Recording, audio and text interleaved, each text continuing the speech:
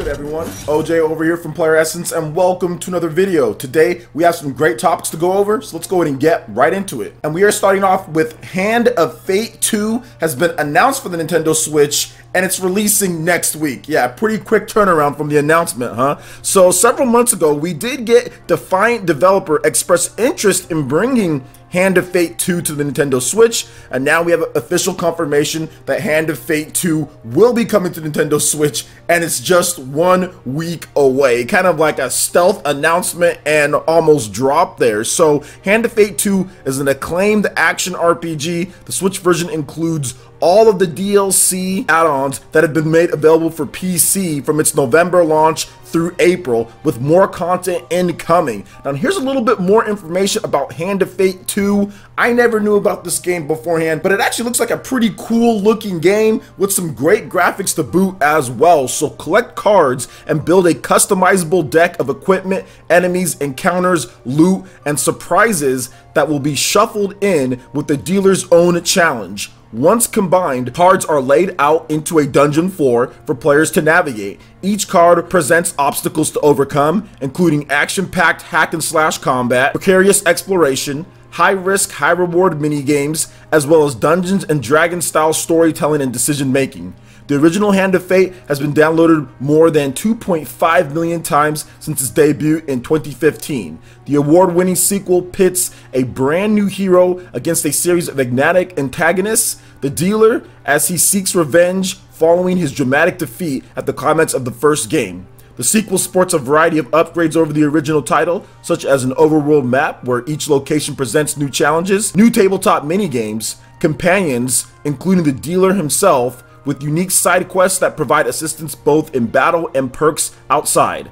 More robust combat, a deeper story, and an ever-growing supply of new content. So Hand of Fate 2 will officially launch on July 17th for the Nintendo Switch, and this was kind of out of nowhere. I thought it was going to be one of the smaller independent games in terms of how it looks, just by going off of the artwork, but then I actually started watching the game because, like I said, I had never heard about this game beforehand, and I'm like, yo, this actually looks pretty solid from a graphical perspective at least. Now, we need to see how it plays, but it does seem like my style of game. You have loot, you have RPG elements, you have the storytelling in there. I mean, they do have a little bit of like the rogue type of experience with some of the randomness with the whole deck of cards thing, but I think that plays into the narrative pretty well based on what they've described here. So I'm actually excited for this one just because of how they've described it, and I'll definitely be picking it up on the Nintendo Switch and playing it on the channel. I definitely have to do that because Octopath, I'll be playing that all next week too, but we'll have to play this game in addition to Octopath. But yeah, this is awesome to see here. I like these just surprise announcements and then release date really close. That makes it to where I don't have to wait. If I'm interested in the game, I don't have to wait so long and continue covering it for however many weeks. I can just say, okay, here it is, guys, and it's coming next week. I think that's a better way of doing things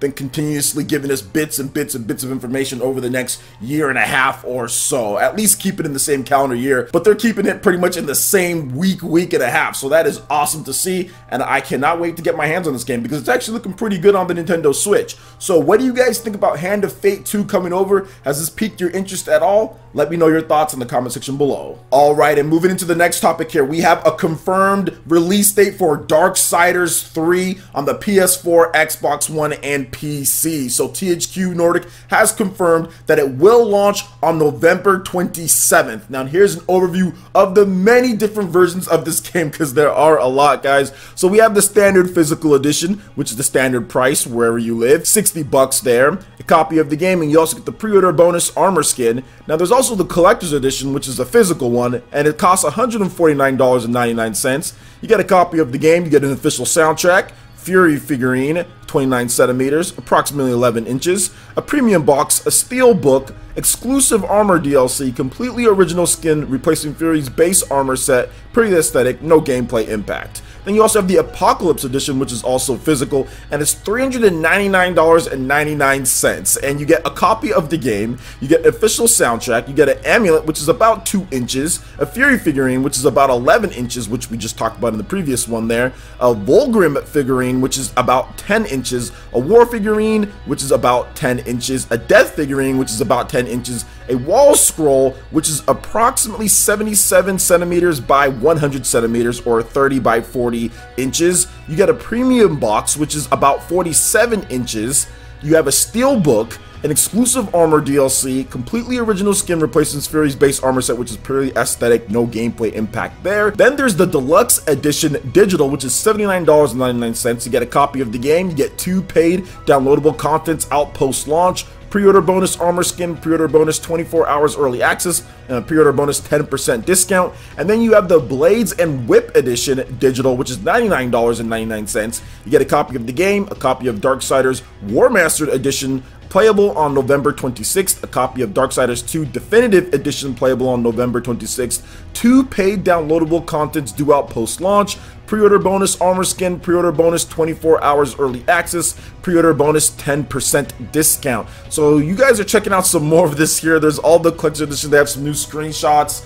They also showed off the first gameplay that they showed off before, and I don't think they have any actual new gameplay that they showed off here, but it is coming this November. We have an official confirmation, November 27th to be exact, PS4, Xbox One, and PC. Now, I have played all the different Darksiders games. I've played the War Mastered Edition, which is just like a remaster of the original Darksiders. I've played the original Darksiders as well. I've played Darksiders 2, and I do like those games, but I think this one is probably the one that I'm looking forward to in terms of my interest. This is probably the most, just because of the main character. I like using female main characters, and female main characters with chain whips is even better. So awesome stuff there. I love Fury's design. She looks awesome to use. It looks like it's going to be a lot of fun going through with her in the game. I did notice though that they haven't really updated us with some new gameplay in quite some time, so I'm hoping that everything kind of works out for this game. I'm not sure kind of what's going on behind the scenes, but I do feel that they're just trying to make sure that they get it as polished as possible. The gameplay that they showed us was good, a little rough obviously because it was alpha or beta or whatever the case is, but it was still solid gameplay. So I'm thinking by the time that we get some new gameplay, it's going to be polished, it's going to look really good, and I think they're trying to avoid, in my opinion, showing any gameplay maybe before like Red Dead and all that comes out. Maybe they'll show it after those games launch so we can kind of pass by that hype. But either way, I'm excited and I'm looking forward to using Fury in the game. She looks awesome. She has a cool chain whip weapon, gonna have a lot of different abilities and different stuff that you can do in the game. And I think that Darksiders is one of those underrated franchises out there when it comes to being compared to other places. I mean, you have their diehard fans, but it's definitely a really good franchise. Heck, I need to go back and finish those games, especially the War Mastered Edition. That one's actually really good, so I need to go back and finish that one. So what do you guys think about Darksiders 3 in terms of the release date and all the different physical and digital editions here? Let me know your thoughts in the comment section below. All right, I'm moving into the final topic here. Monster Hunter World on the PC. We have an official release date from Capcom. So the PC version of Monster Hunter World will officially launch on Steam on August 9th, Capcom has announced. Now, there are some pre-order bonuses and some other things that you can get. There's a digital deluxe edition as well with stickers, face paint, hairstyles, samurai sets, gestures, and then also the pre-order bonuses or the origin set and fair wind charm as well. You want more details on all that, guys, there's a bunch of different stuff that you can go through. Check out the link in the description below. But I also wanted to go over probably some of the things that you guys are wanting to know the most and what are the requirements. So I will have them posted right here in terms of the requirements. You guys will be able to see that, and I will post the recommended and of course the minimum, just so you guys know exactly what's going on there. Just kind of going through here in terms of some of the bigger things that I'm seeing is the storage. You need 20 gigabytes of space, which is a lot smaller than I thought that it would be based on what they're doing with the graphics and everything. I think it's 4K 60 frames per second as well if you have a PC that can run that. So that's awesome that they got it to 20 gigabytes. I do like that. Also, another thing that I'm noticing here, 8 gigabytes of RAM for both in terms of the recommended and the memory. That's good. So this is definitely on the lower end in terms of stuff, even with the recommended NVIDIA GeForce GTX 1060 with 3 gigabytes of the VRAM or the AMD Radeon RX 570. So my PC is definitely more than capable of running this and running it at 60 frames per second and 1080p. Even looking at the processor here for like the recommended, the i3 8350, 4 gigahertz or higher, I definitely have a processor that can run this game. So I'm looking forward to potentially trying this one out. I might be getting a review code for the PC version too, just because I want to try to get into Monster Hunter. I know why people like it, but I just haven't been able to get into it. Maybe this PC version will get me into it. So I might be getting a review code for that one. And guys, guys, this is the same game though that was on the PS4 and the Xbox One. So if you know Monster Hunter, you already know Monster Hunter. There's no need to kind of go over what the game is about. It's the same Monster Hunter game. It's just coming out on PC now. So what do you guys think about all this when it comes to different stories that we discussed here, from Monster Hunter to Darksiders and also Hand of Fate 2 for the Nintendo Switch? Let me know your thoughts in the comment section below. Alright, Ninja, that wraps it up for this video here. Go ahead and check out the links in the description below. We got Facebook and Twitter. Go ahead and give us a like and a follow on our social media. Really helps to spread the content of Player Essence across the internet in addition to YouTube.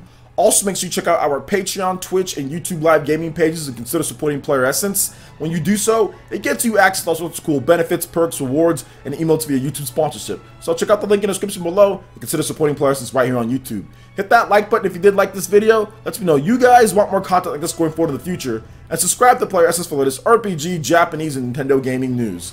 Thank you so much for watching, and we'll catch you, Ninja, for the next video. Peace!